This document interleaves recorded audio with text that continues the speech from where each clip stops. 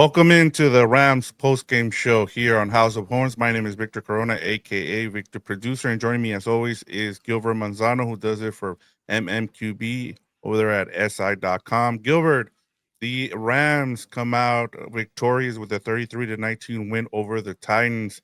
It was a kind of a sloppy first half and kind of what we expected. And then the defense and the offense kind of took over in the third and fourth quarter. Just give me your takeaways from this matchup here. Yeah, that was shaping up to be an ugly game, potential trap game, and we kept talking about just get the victory, don't get style points, and get the hell out.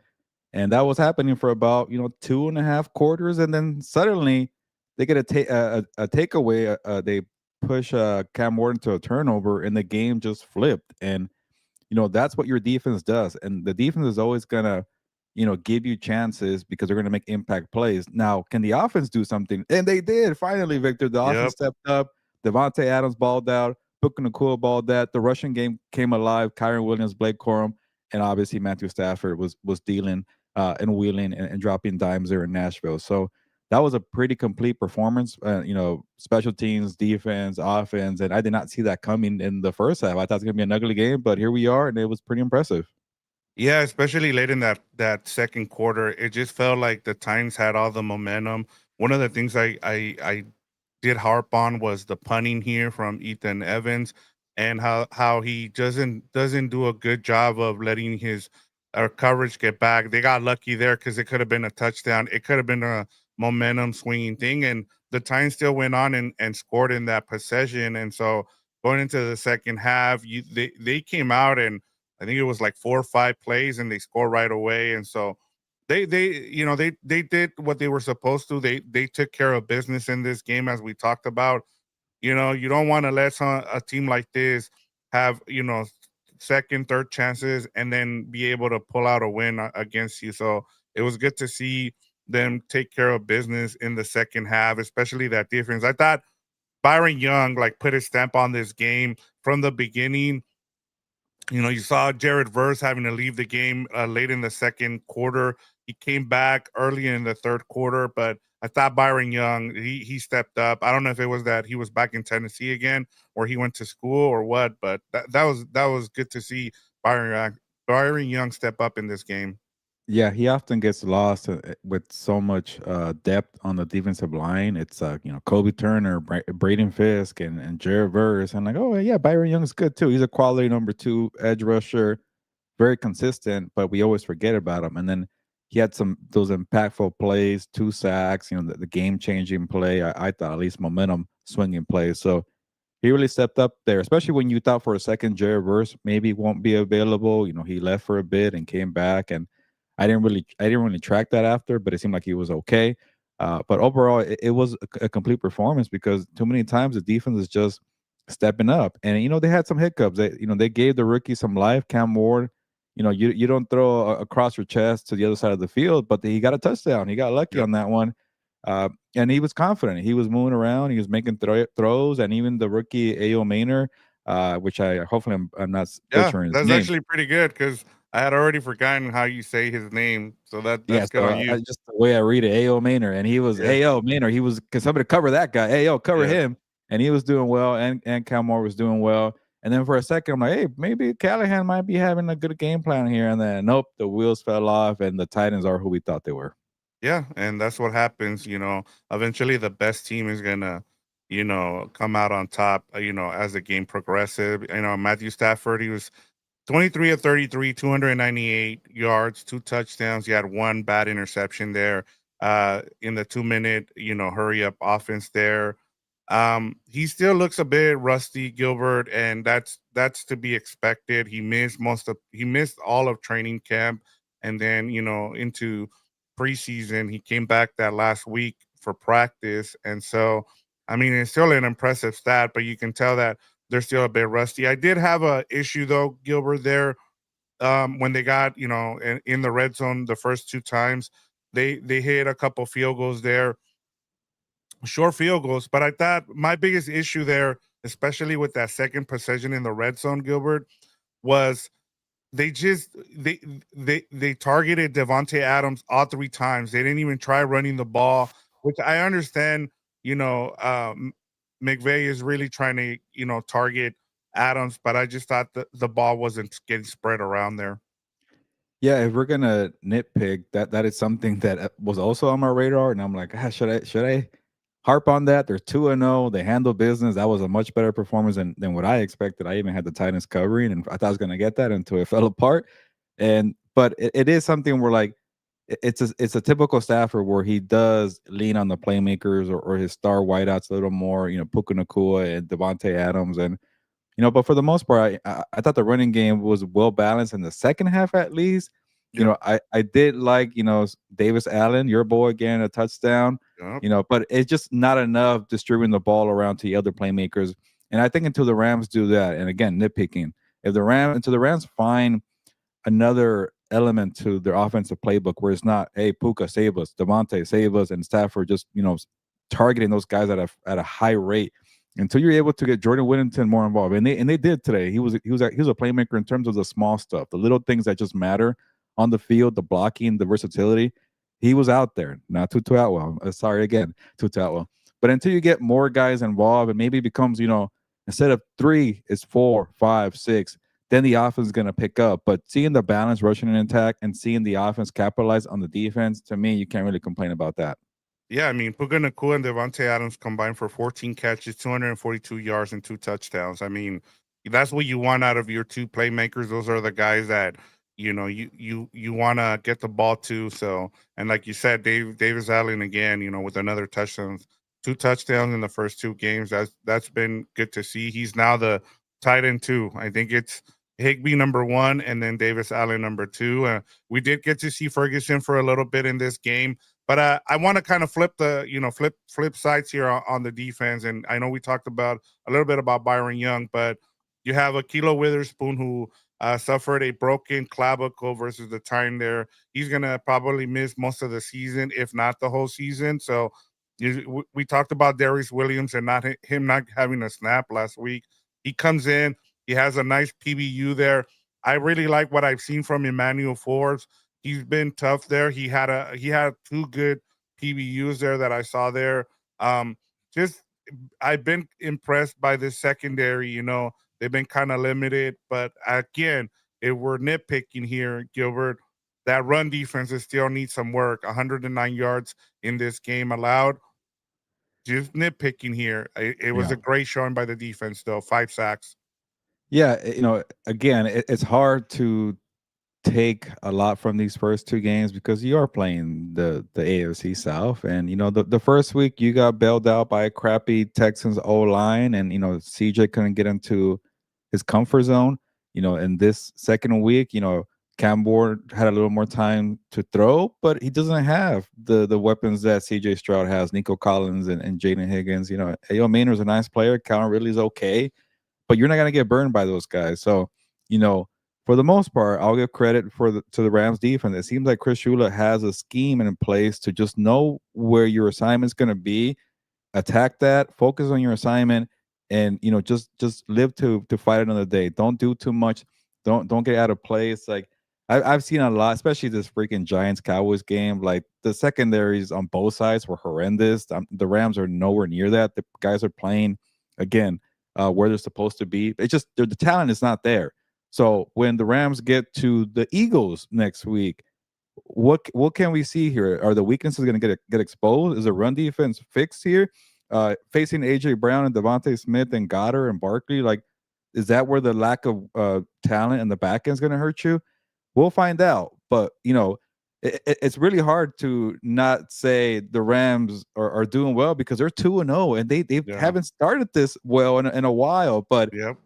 the way we're talking is like, okay, how can you become a Super Bowl contender? And they haven't really gotten into that top 5 power rankings. At least to me, I know Victor, you're higher in the defense. It's just there's a lot more to be seen, to be tested, but they're doing their jobs. They're winning assignments and matchups, and that's just being well coached and having a quarterback like a Stafford. You're always going to be in the battle. So to me, honestly, they're doing better than they were a year ago, and that's a big thing for this team. Yeah, I mean, this is this 33-19 win was their widest margin of victory, Gilbert, since week 13 of 2023. So that just tells you how many games they've been close in, and it's been over 2 years almost. And then this is the first time they're 2-0 since the Super Bowl season as well. Woo. So that bodes well for this team. But as you said, now the biggest thing for me was avoiding a trap game as you go and face the defending champion Eagles. And so they took care of business today, which was good to see. Get out of here healthy. And unfortunately, like I said, you had one injury there where you lose Kilo Witherspoon to a broken clavicle. So just something to monitor there with that secondary. But they have depth there, so I'm not too worried. We'll see what happens going forward with that secondary, but I feel like they're in good hands even if they lose a Kilo Witherspoon. Kyron Williams continues to be the bulk of the carry, getting the bulk of the carry. So that was another thing that I thought was kind of, just trying to see. It was good to see Corum get a touchdown there late in the game, just to kind of split some of the carries there, 17-5. But it's good seeing this offense kind of be a bit more balanced going forward. I thought what was strange is that Williamson, first two games, Gilbert, he ends up with the same amount of rushing yards, 66 yards. So he gets a touchdown in this game, and I mean Corum did, so that was pretty good. Just in terms of your overall, just let me do one more thing here before we move on. I wanted to get this comment. Just give us your takeaways if you're watching this post game show, if you're listening to it. Let us know what your takeaways are. We have James Wheelock here. Nice win. Rams offense got in gear. Having my victory beer. Enjoy that beer. Well worth it there, James. Yeah, it's good. For the first time that, like I said, they're 2-0 since that Super Bowl season. Gilbert, just give me your final thoughts here on this win, and what do you have for them going forward? I mean, what do you want to see going forward from this team? Yeah, and it was a very impressive victory, and I think we are maybe harping a little too much on the competition. But I'll say this to end on a high note, like in terms of chemistry, and I don't even care about the style points, like the chemistry and trying new things and experimenting with your offense to maybe figure out why it's been stagnant so much in the last year plus. I think that could be beneficial. It could be very. It could carry on to next week. The momentum that they had when you handle business and you're winning in dominant fashion. I know this play didn't occur in the second half, but they tried a jet sweep for Puka Nakua. Puka Nakua is not known for Yep. speed, and he got a touchdown. You know what I saw? Blocking. I saw Jordan Whittington down the field. I saw Yep. Jackson mauling defenders. Like that tells you, okay, you got the horses to block. We were worried about the offensive line, or at least I'll speak for myself. I was, and they showed a lot on that play. And you try something new like that, I think could bode well for the playbook of Sean McVay for when you play the big boys and the Eagles next week. Uh, Maybe we could call it force feeding Davante Adams, but to get him in rhythm and having chemistry before a big showdown against Philly, that could pay off too. Uh, Having a balanced attack where you get Blake Corum the ball and get him into the end zone, that could pay off in the long run. So it was a lot of trying out new things, getting people established into a rhythm, finding out who's really going to be helping you out. Like I know Davis Allen doesn't have a lot of targets, but 2 touchdowns to start the year, he's starting to become a consistent playmaker. He won't get a lot of targets, but you can rely on that guy. So to me, what I'm gonna come away from the game in Nashville is experimenting. Yes, style points are cool too, but to try new things and get a rhythm. I'm starting to, depending on what happens in this Philly game and Kansas City, to see how the Eagles look, but it could definitely shape up to be a big time showdown next week. It's early, it's week 3, but the way the Rams have looked, man, why not? Why can't they go into Philly and maybe take that one too? Yeah, I'm with you. I mean, and then I'll go to the other side of the ball. I mean, just seeing this defense, another forced fumble, another recovery. They're the one of the things that impresses me a lot about this defense isn't just their front four, is the fact that they swarm to the ball. They go and they gang tackle. Like that's the kind of stuff you want to see from your defense. That's what makes you a really good defense, because if you start missing tackles, then it starts showing up like you're giving up first downs when you can get out of a drive there. And I thought that was really impressive, just seeing the guys, fly to the ball. And then, you lose Jared Verse there for a little bit, and then you have the rookie come in and get a sack there as well. And so you're starting to see guys kind of, pop here and there. Nate Landman again, Gilbert, with, he's Yeah. been outstanding. He recovered that fumble. He was touched there, but he kept on trying to get, those are smart guys that you want on the field, and they just continue to make spark plays. Omar Spates has, you can see him flashing out there, running sideline to sideline. So, I just want to see where this team goes now, defensively and offensively. Against It's going to be a big test against the Eagles, but I feel like they're ready for it. Yeah, just to add to that is, again, like I want to see better competition. I want to see what to do against Philly. This defense, that is, especially the back end. I'm not ready to just say it's a special defense. That's a special defense up front that could mask a lot of your weaknesses and make life easier for cornerbacks and linebackers and all that. Well, but I think it's safe to say that Chris Shula has a good scheme. He knows how to teach the scheme. He knows how to get guys in play. So to me, when you lose a guy like Witherspoon, uh, maybe you get whoever the next guy you have from the wire or whoever you sign, like they're gonna probably learn the scheme and they'll contribute in a month. And the next man up mentality that bodes well. And this method of being cheap at linebacker and in the secondary, we're gonna find out if Lesney is this move gonna pay off. When you face Philly next week or throughout the season. So, in terms of having a good scheme, having the right defensive coordinator, having guys that can play their role, they've done that with flying colors. But to me, it's like eventually talent's gonna catch up to you, and we're gonna find out if that's gonna be a problem next week. Yeah, that what was funny on the broadcast. They brought it up, I think, twice. They were talking about, oh, he's like, oh, he's an undrafted player, and they're like, oh yeah, they have another one. Wow, they have a lot of undrafted players on this defense, and I'm like, yes, they don't pay much on their defense, but hey, it's eventually they will have to. That's just the way they're doing it right now.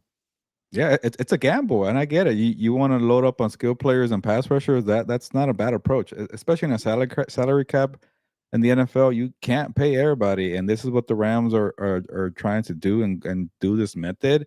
But it's gotten them to the playoffs. It's gotten them to division rounds, divisional titles, and but can I get you a Super Bowl? Because you know what they did in 2021? They were loaded with star players throughout Yep. the roster. So let's see if this method works. Yeah, we'll find out. All right, Gilbert, who is your Rams Titans 12-pack uh of beer player of the game? Yeah, I'll split it with the running backs. I like to see Blake Corum finally getting involved. I like that Kyron Williams has been consistent, and you got to have that balanced attack. I know Stafford is a little stubborn. He likes to feed the beast, multiple there, and Puka and Davante, and it's just the way Stafford is. He's not known for moving the ball around, but he's going to give it to his best player. So when you're a little predictable in the passing game, you got to have a good rushing and attack. And they stepped up. And seeing Blake Corum get into the end zone, hopefully now he's able to do something and be consistent because he was, a day 2 pick last year as a rookie. Yep, He didn't third do round pick. much. Yep. That's a high investment on a running back. So let's see what he does for the whole year. Maybe it's the start of something new here for Blake. Yeah, I'm gonna go with Byron Young. Like I said, he flashed in this game. He came up big, 2 sacks. I felt like he made his presence felt in this game, and I think Cam Ward, he started to get comfortable in this game, and then he kept seeing that pass rump coming, and eventually it just finally broke through, and that the offensive line for the Titans just couldn't hold up any longer. So shout out to Byron Young, going home or not going home, but he played in at Tennessee, so it was good for him to go be back there, and it showed. He got 2 sacks. We got one comment here before we go. We have Brian Smith here. If you have any questions, Brian, we're about to leave. Gilbert's got to get back to the rest of these games. So if you have a question, send it and we'll get it in. But yeah, Gilbert, great win. They took care of business, as we said. A win is a win. You go into Nashville, you take care of business. You don't get yourself into a trap game, and now you look forward to the big matchup against the Eagles, which I think it will probably be the big matchup for Week 3.